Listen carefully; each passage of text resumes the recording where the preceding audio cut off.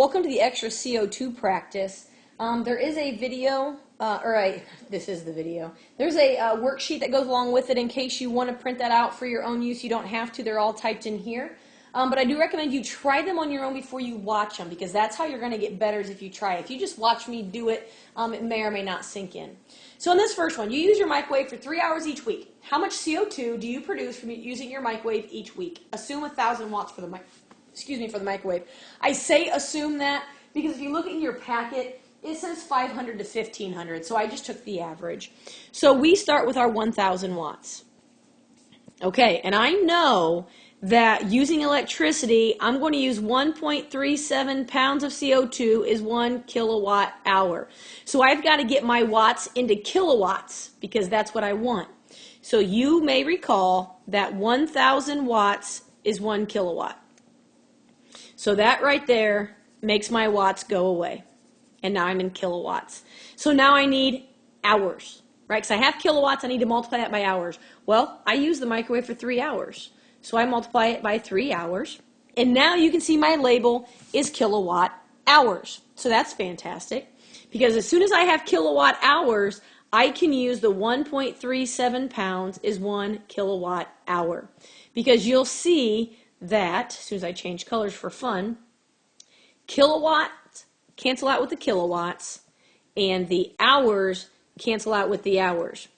And then we can do our math. So we'll take 1,000, divide by the 1,000 in the bottom, multiply by 3, multiply by 1.37, and we end up with a 4.11 pounds of CO2 for our answer.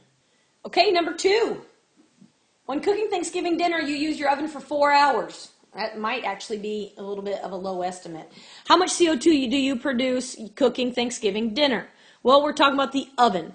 So when you look on your page 108, do you find that the oven has 3,000 watts? Okay, we're still using electricity, so I've got to go 1,000 watts is 1 kilowatt.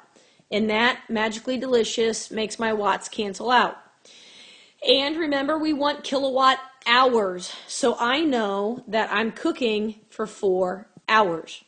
Once I have kilowatt hours, I can do 1.37 pounds of CO2 over 1 kilowatt hour. Kilowatts cancel out with kilowatts.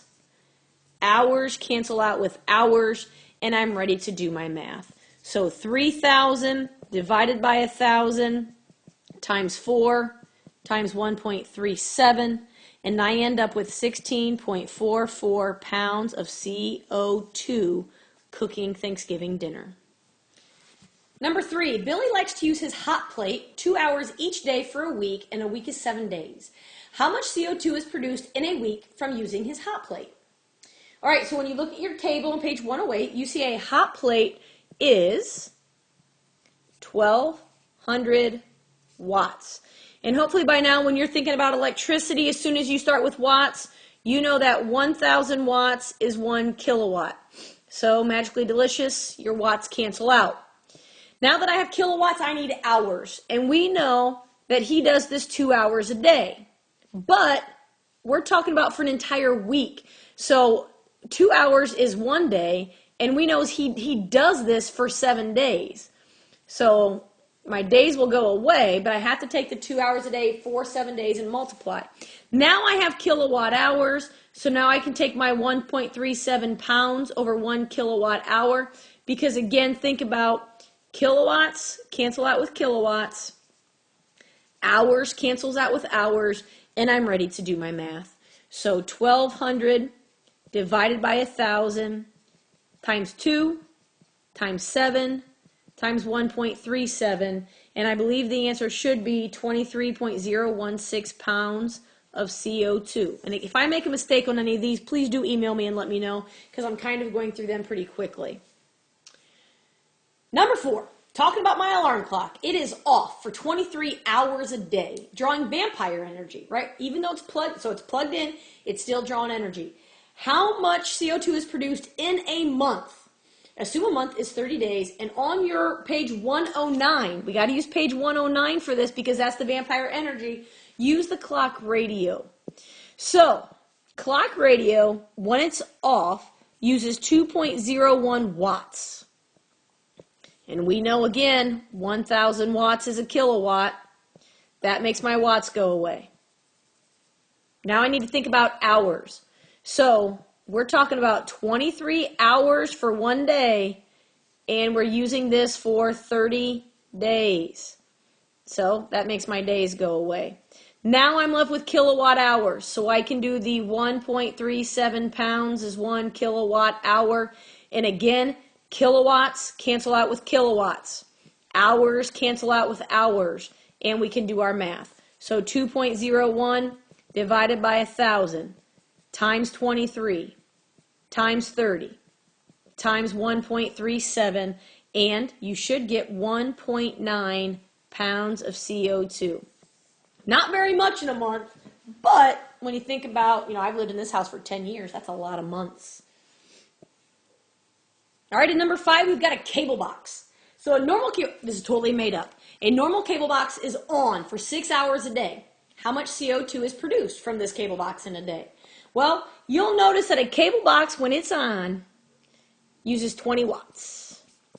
And 1,000 watts is 1 kilowatt. Watts disappear. Notice how that's always my first step with these. Then I need to know hours. Well, we just said it was on 6 hours. And that's it. We only want one day, so that's all we got to do. And then 1.37 pounds is 1 kilowatt hour. Because as soon as I have something that my kilowatts, hours, as soon as they're ready to go, we roll with it. And then we do our math. So 20 divided by 1,000 times 6 times 1.37, and we get 0.1644 pounds of CO2. So way less than a pound of CO2 is produced by having your cable box on for 6 hours a day, right? Man, put it on for 12 hours a day at that rate, right? Absolutely. All right, naturally we got to do a reduction problem. So in a week, I use my oven for 6 hours. If it's not on the entire time, and we're going to approximate a 30% reduction, how much CO2 is being produced from my oven? All right, so the oven is 3,000 watts. Forgot the extra zero there. And I know right off the bat, I go 1,000 watts is 1 kilowatt. So that makes my watts go away. And then I think hours.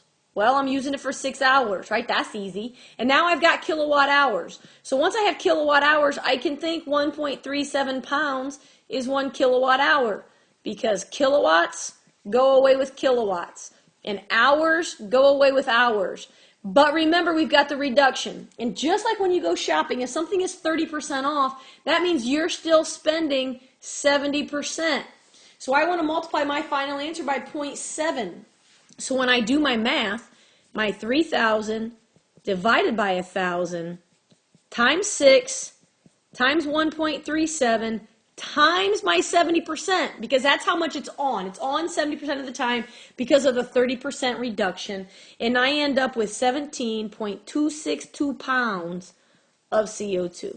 And now we're going to go to some gasoline problems, because we all know that gasoline also emits CO2. All right, so you figured you went 300 miles, whether that was in one trip or a bunch of trips, doesn't matter, and you averaged 32 miles per gallon. How much CO2 was produced from burning your gasoline? Now, if you struggle with these, sometimes it helps to think 19.8 pounds over 1 gallon of gas, and then working backwards, because we know we've got 32 miles per gallon. So that means 1 gallon would go on the top and 32 miles would go on the bottom. Right? That makes your gallons go away. And then you drove 300 miles, which that would make your miles go away. So when you do it, think about it that way, you can work backwards with the gasoline ones a whole lot easier than you can work backwards, I think, with the electricity ones. So 300 divided by 32 and then multiply by the 19.8 pounds, and we end up with 185.625 pounds of CO2. We burn a whole lot more CO2 with gasoline than we do with electricity, just FYI. All right, now this one is a true story. My last trip which actually was on Thursday into Friday when I went to Indianapolis back and forth to work. I went 404 miles in that time, and I averaged 38.5 miles per gallon, and I know that because my car tells me. So how much CO2 did I produce on my trip from Warsaw to Indianapolis, back to Fort Wayne, and then back to Warsaw, right? All kinds of stuff going on there. So again, we can think about working backwards, noticing I have my 19.8 pounds for 1 gallon of gas. Well, gallons got to go on top, and I know this right here. So 38.5 miles per gallon.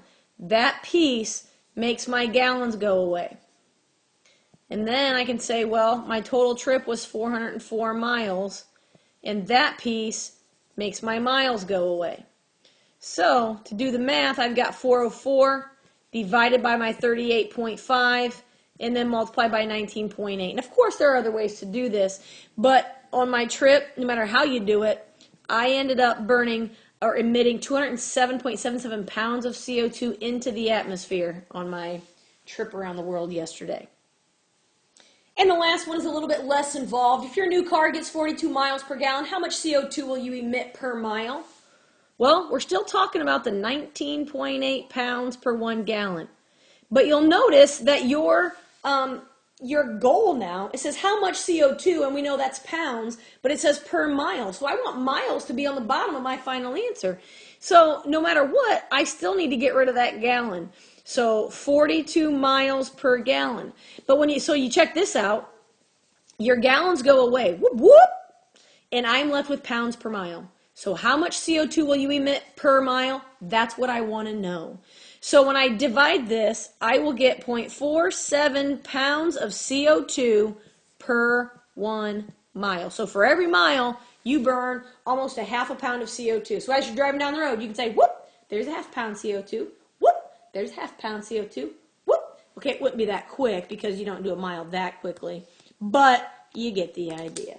So there's some extra practice with CO2. I hope it helps.